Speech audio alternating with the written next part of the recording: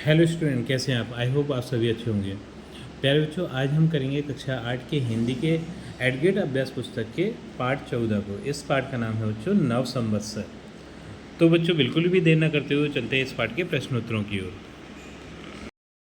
बच्चों, इस पाठ का जो प्रश्न क्रमांक 1 है वो है, यहाँ तो घना अंधेरा है, वाक्य में विशेष्य है। तो यहाँ पर घना जो है वो विशेष्य है। प्रश्न क्रमांक 2 है, ईस्वी सन 2024 में विक्रम संवत होगा, तो ये होगा 2080 और 81।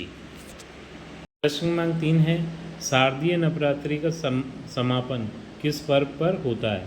तो ये दशहरे पर होता है बच्चों। प्रश्न क्रमांक 4 है, संप्रदाय में एक प्रत्यय लगने से शब्द बनेगा, तो ये शब्द बनेगा सांप्रदायिक, या फिर ये ए वाला जो है सांप्रदायिक। ठीक। प्रश्न क्रमांक 5 है, चंद्रवर्ष लगभग दिनों का होता है, तो ये 354 दिनों का होता है।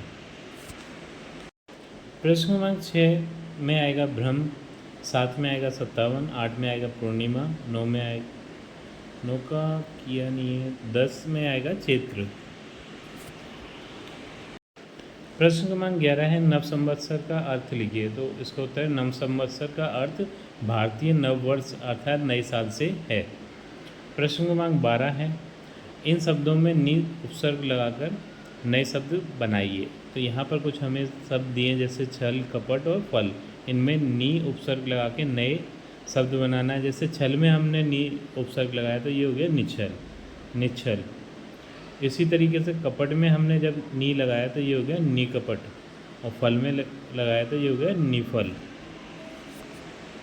प्रश्न क्रमांक 13 है, ग्रीष्म ऋतु के भारतीय महीनों के नाम लिखिए। तो ये हैं अप्रैल, मई, जून और जुलाई। ये ग्रीष्म ऋतु के भारतीय महीने यानी अप्रैल से हमारी गर्मियाँ स्टार्ट हो जाती हैं और ये जुलाई तक चलती है। प्रश्न क्रमांक 14 है, भारत का राष्ट्रीय पंचांग कौन सा है? तो ये है विक्रम संवत। प्रश्न क्रमांक 15 है, आप किन किन अवसरों पर पताकाएं फहराते हैं और क्यों फहराते हैं? उसका उत्तर है 26 जनवरी, 15 अगस्त, गुड़ी पड़वा आदि पर्वों पर पताकाओं को फहराया जाता है, क्योंकि पताकाओं से हम सम्मान महसूस करते हैं। प्रश्न क्रमांक 16 है, प्रकृति के श्रृंगार से नव संवत्सर का क्या संबंध है?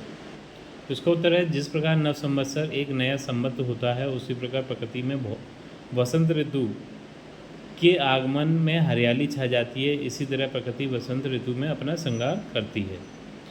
प्रश्न क्रमांक 17 है, उत्तर और दक्षिण भारत में विक्रम संवत किस माह से आरंभ होता है, इन्हें क्या कहते हैं?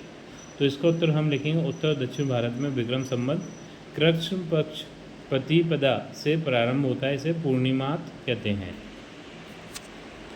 प्रश्न क्रमांक 18 है, भगवान झूलेलाल के बारे में 4 वाक्य लिखिए। तो पहला वाक्य है, भगवान झूलेलाल का जन्म 1007 को हुआ था। प्रश्न क्रमांक 2 है, ये भाई रतन राय के घर में हुए थे। तीसरा है, भगवान झूलेलाल सांप्रदायिक सद्भाव और एकता के प्रतीक हैं। 4 है, हमारे सिंधी भाई इनकी जयंती को बड़े धूमधाम से मनाते हैं। प्रश्न क्रमांक 19 है, हमारे देश में कौन कौन से संवत प्रचलित हैं, विस्तार से लिखिए। तो इसका उत्तर है, हमारे देश में मुख्य रूप से 2 संवत चल रहे हैं, जो कि निम्न है। पहला है विक्रम संवत। तो इसके बारे में मैंने लिखा है, यह संवत का प्रचलन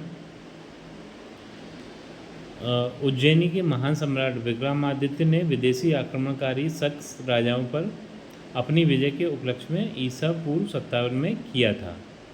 दूसरा है शक संवत। यह संवत 78 ईस्वी में प्रारंभ हुआ था। इस संवत को क्षत्रप श्रेष्ठ ने प्रचलित किया। अब बच्चों प्रश्न क्रमांक 20 है, नव संवत्सर के बारे में 5 नए प्रश्नों को स्वयं निर्माण कर उसके उत्तर लिखिए। तो पहला प्रश्न है, नव संवत्सर क्या है? तो इसका उत्तर है भारतीय नववर्ष। दूसरा है, नव संवत्सर का दूसरा नाम क्या है? तो इसका उत्तर है चैत्र शुक्ल प्रतिपदा। प्रश्न क्रमांक 3 है, नव संवत्सर किस महीने से प्रारंभ होता है? तो ये चैत्र माह से प्रारंभ होता है। प्रश्न क्रमांक 4 है, नव संवत्सर का दूसरा नाम क्या है? इसका उत्तर है गुड़ी पड़वा। और प्रश्न क्रमांक 5 है, नव संवत्सर का उपयोग क्यों किया जाता है? तो ये है समय की गणना करने के लिए।